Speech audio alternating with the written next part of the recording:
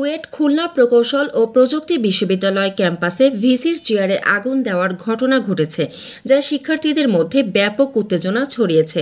শিক্ষার্থীরা ভিসির পদত্যাগের দাবি জানিয়ে প্রতিবাদে নেমেছে এবং তারা বলেন তাদের অভিযোগগুলোর প্রতি প্রশাসন কোনো গুরুত্ব দিচ্ছে না। প্রতিবেদন অনুযায়ী শিক্ষার্থীরা বিভিন্ন সময়ের নানা সমস্যার সমাধান না হওয়ার কারণে হতাশাগ্রস্ত হয়ে পড়েছেন।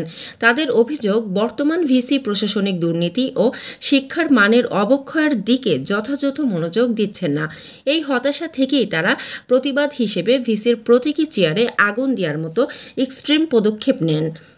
সাধারণ শিক্ষার্থীদের মধ্যে ক্ষোভ বিরাজ করছে, আর তারা বিভিন্ন সংগঠন ও ছাত্র কল্যাণ সমিতির মাধ্যমে দাবি প্রকাশ করছে। তাদের উদ্দেশ্য ভিসির পদত্যাগ এবং সত্যিকার অর্থে শিক্ষার্থীদের বিষয়গুলো নিয়ে প্রশাসনের কার্যকর পদক্ষেপ গ্রহণ করা।